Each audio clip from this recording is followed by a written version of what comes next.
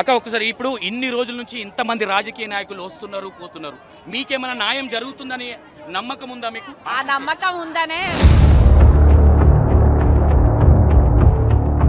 ఈ కాంగ్రెస్ పార్టీ మాకు చెప్పకుండా చెయ్యకుండా నోటీసులు ఇవ్వకుండా 3 కాడొచ్చి గుట్ట చుట్టూ ముట్టడేసి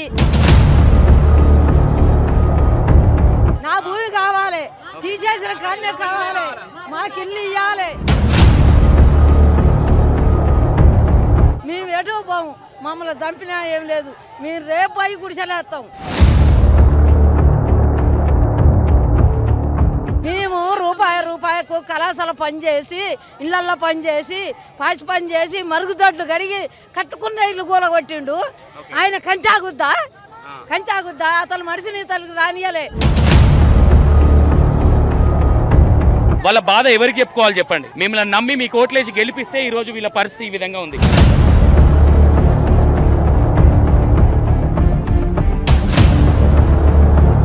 ఈ వెలుగుమట్ల బాధితుల కోసం నేను ఒక మంచి పాట వేయడం జరిగింది. ఈ జిల్లాల 3 మంత్రులు కానీ ఈ పేదోళ్ళ బాధలు ఓలు పట్టించుకోవట్లే. పేరుకే ఖమ్మము జిల్లాలోన ఉన్నారు 3 మంత్రులమ్మ, ఏ ఒక్కరు కూడా ప్రజల గోడు పట్టించుకోలేని నాయకులు. వెలుగుమట్ల నీ ఎద నిండా మోపిర్రు పల్లేరు గంపల ముళ్ళ తట్ట. వెలుగుమట్ల ఈ రాజ్యమే దోలింది నిన్ను సీకట్ల. వెలుగుమట్ల అప్పు సప్పు చేసి కప్పుకున్న కప్పు బుల్డోజర్లతోని గూలగొట్టినారు. పొంగిలేటితో పొత్తు పెట్టుకున్నోళ్ళంతా పోరాటం వదిలేసి ఆడబొర్లుతుండ్రు. ఎట్ల తీరునో ఈ బాధ ఎమినోళ్ళ రాజ్యం కంచంలో అన్నంల గుప్పిండ్రు సున్నం. ఎట్ల తీరునో ఈ బాధ ఎమినోళ్ళ రాజ్యం కంచంలో అన్నంల గుప్పిండ్రు సున్నం. వెలుగుమట్ల నీ ఎద నిండా బాధలు తీరేది ఎన్నడు. వెలుగుమట్ల ఈ రాజ్యమే దోలింది నిన్ను సీకట్ల. Velugumatla super right. ఏదైతే ఖమ్మం జిల్లా వెలుగుమట్ల గ్రామం ఏదైతే ఉందో ఆ ప్రాంతంలో ధర్నా చేయడం, కల్వకుంట్ల కవిత గారు వీళ్ళందరూ ఇక్కడ ధర్నా చేయడం జరుగుతుంది. ఎందుకంటే ఇది దగ్గర 15-20 డేస్ నుంచి ఈ వెలుగుమట్లలో ఏదైతే జరుగుతూ ఉన్నదో ఈ ఇష్యూ మీద చాలామంది మాట్లాడుతూ ఉన్నారు, మీడియా మిత్రులు కావచ్చు, పొలిటికల్గా కావచ్చు. ఇప్పటి వరకు కాంగ్రెస్ ప్రభుత్వం నుంచి కాంగ్రెస్ మంత్రులు కావచ్చు, నాయకులు కావచ్చు, ఇప్పటి వరకు ఒక్కరు వచ్చిన దాఖలాలు కూడా లేవు. ఇక్కడ ఇంతమంది ఇక్కడ పోరాడుతూ ఉంటే కనీసం చెవున పేరు మారినట్టు కూడా అనిపించట్లేదు కాంగ్రెస్ ప్రభుత్వానికి అని ఇక్కడ నిలదీస్తూ ఉన్నారు. ఇక్కడ ఉన్న బాధితులు ఎవరైనా ఉన్నారా, వాళ్ళతో మాట్లాడే ప్రయత్నం కూడా చేద్దాం. నేను ఏమంటూ ఉంటానంటే రేవంత్ రెడ్డి గారికి భూముల మీద ఉన్న సోయి, పైసల మీద ఉన్న సోయి ప్రజల మీద లేదని ఇక్కడ అర్థమవుతా ఉన్నది. ఇక్కడ మేజర్గా థింక్ చేస్తే రేవంత్ రెడ్డి గారి పాలన దోస్క తినడానికి మాత్రమే గెలిచినట్టుగా ఉన్నది. ఒకసారి బాధితులతో మాట్లాడే ప్రయత్నం అయితే చేద్దాం. అక్క ఒకసారి ఇప్పుడు ఇన్ని రోజుల నుంచి ఇంతమంది రాజకీయ నాయకులు వస్తున్నారు పోతున్నారు, మీకేమైనా న్యాయం జరుగుతుందని నమ్మకం ఉందా మీకు? ఆ నమ్మకం ఉందని మేము భూదాన్ భూములకు సంబంధించిన ఏదైతే ఉందో చాలా మంది ఏం చెప్తా ఉన్నారంటే అది 62 ఎకరాల భూమి, 32 ఎకరాలని ఏ విధంగా చెప్తా ఉన్నారని అంటా ఉన్నారు. దీన్ని ఏ విధంగా చూడొచ్చు? మాకు 62 ఎకరాల 7 గుంటల భూమి మాది. 62 ఎకరాల 7 గుంటల భూమి. మేము 1800 మంది వేసుకోవాలి. అది ఫస్ట్ ఒక 600 మంది వేసుకున్నాం. వేసుకొని ఇప్పుడు 8 సంవత్సరాలు 31 ఎకరానికి మాకు పట్టా వచ్చింది.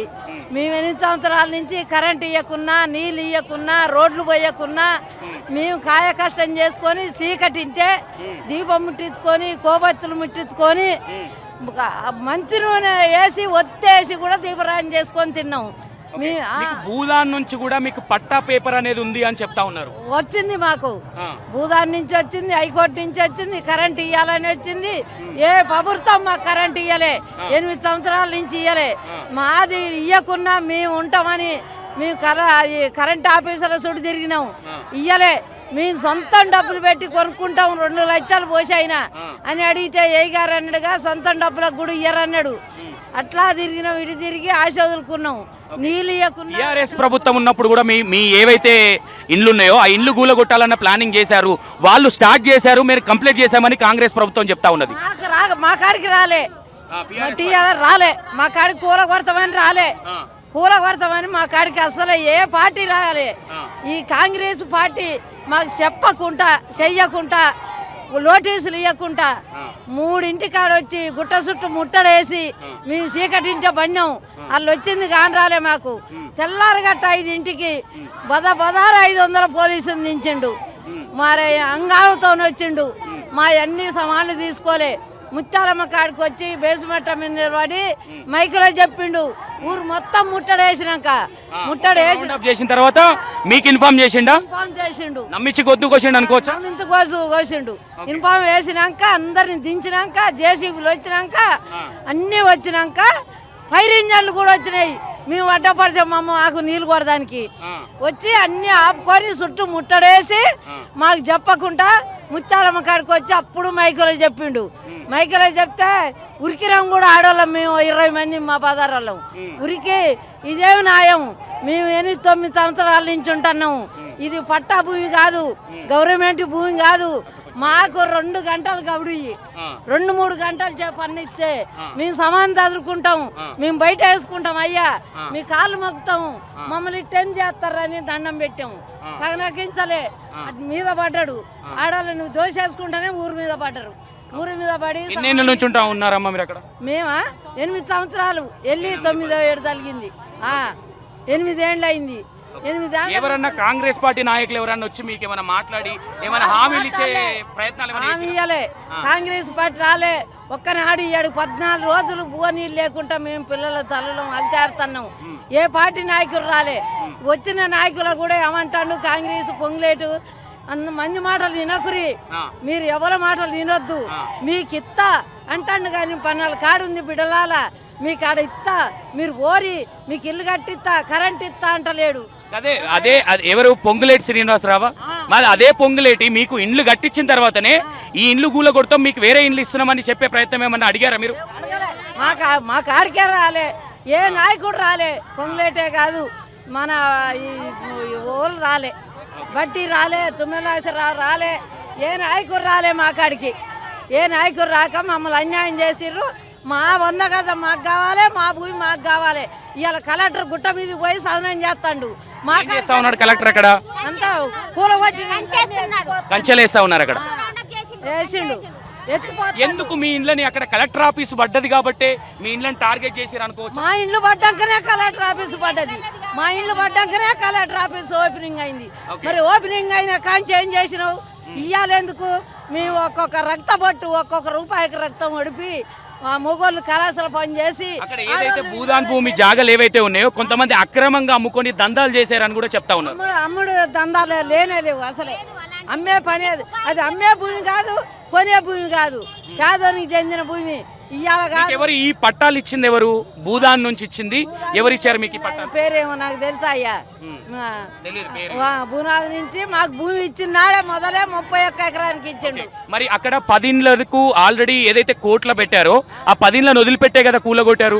మరి లీగల్ గా మీరు వెళ్తున్నామని చెప్తా ఉన్నారు. మీకు కోర్టు నుంచి నోటీస్ ఏం రాలేదా? మాకు లోటు కూలగొడతామని రాలే. మాకు 31 ఎకరము పట్టా అయిందని ఇచ్చినాడే ఇచ్చిండు 8-9 ఏళ్ల కిందనే. అట్లా మేము పట్టాలు 100 గజం కొలుచుకొని బజారు తీసుకొని కొలతరాలు. మీరు కొన్నారా? మీకు ఎవరైనా ఇచ్చిరా? మేము కొనలే. ఇచ్చిందే దానం ఇచ్చిన భూమి అది. మేము కొన్నది అసలే కాదు, మేము కొన్నది కాదు. రైట్. ఏం చేస్తారంటే దొంగ మూటను పెట్టి వాళ్ళు 1 లక్షలకు అమ్ముకుర్రు, 2 లక్షలకు అమ్ముకుర్రు. మేము అందుకే కూలగొట్టాము అని ఏరే దొంగ మూటను పెట్టి వాళ్ళ తరఫున ఆదిస్తారు. మేము కొట్టింది మీడియా వాళ్ళు రాలే. డబ్బులు అడగలే, మీడియా వాళ్ళు అడగలే, మాకు వాళ్ళు రాలే. 3 రోజులకు తెల్లారగట్ట ముట్టడేసిందని మాకు తెలియదు. కూలగొట్టి ఊరి మీద పడదానో మాకు తెలియదు. గిడియ వాళ్ళు రాలే, ఒవ్వలు రాలే. కానీ ఇప్పుడు దొంగ మాటలు పెట్టి నాసుంటామని వేసుంటామని డబ్బు కొని వాళ్ళు అమ్ముతుంటే మేము కొన్నాము, మేము 1 లక్షలు ఇచ్చినాము, మేము 2 లక్షలు ఇచ్చినాము. మరి వాళ్ళు కొన్న అమ్మినరు మాకని కాడ ఇప్పుడు పుట్టిస్తారు. ఫైనల్ గా రేవంత్ రెడ్డి గారిని ఏం అడుగుదాం అనుకుంటున్నాం? ఏం అడుగుతాం? మా 100 గజం మాకే కావాలి, మా భూమి మాకే కావాలి. అది నెహ్రూ గారు మరి గాంధీ గారు పరిపాలించినాడు.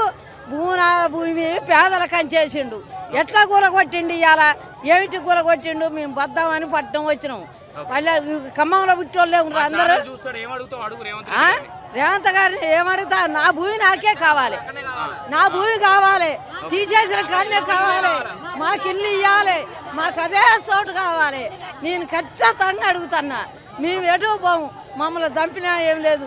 మేము రేపు పోయి గుడిసెలేస్తాం, మళ్ళా వేస్తాం. మేము రూపాయకు కళాశాల పనిచేసి, ఇళ్ళల్లో పనిచేసి, పాచి పని చేసి, మరుగుదొడ్లు కడిగి కట్టుకున్న ఇల్లు కూలగొట్టిండు. ఆయన కంచాగుద్దా అతను మనిషిని తనకి రానియలే, ముట్టడేసిండు.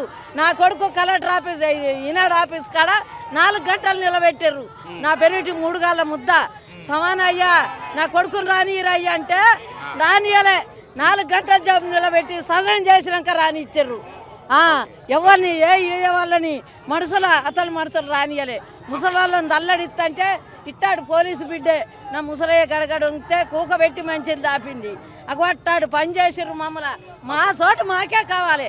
రేవంత్ రెడ్డి అడిగినా, పొంగులాడి సినిమా సాగినా, తుమ్మల రైట్ విన్నర్ కదా ఆ పేదల బాధ ఏ విధంగా ఉందో. ఎందుకంటే ఇంత సానుభూతి చూపించిన కాంగ్రెస్ ప్రభుత్వం ఈరోజు మీడియా ముందుకొచ్చి చాలా చాలా గొప్ప నీతులు చెప్తా ఉన్నారు. ఎందుకంటే పేపర్లో రాసిచ్చిన మాటలు ఈరోజు ఆ పేదల ఉసురు ముడుతుందని చెప్తా ఉన్నారు చాలా మంది. వాళ్ళ కలకల, వాళ్ళ చిన్న పిల్లల కలకల, ఎగ్జామ్స్ నడుస్తూ ఉన్నాయి. ఇక్కడ 14 రోజుల నుంచి తిండి తికాన్ లేదు, పండుకోవడానికి లేదు. వాళ్ళ బాధ ఎవరికి చెప్పుకోవాలి చెప్పండి?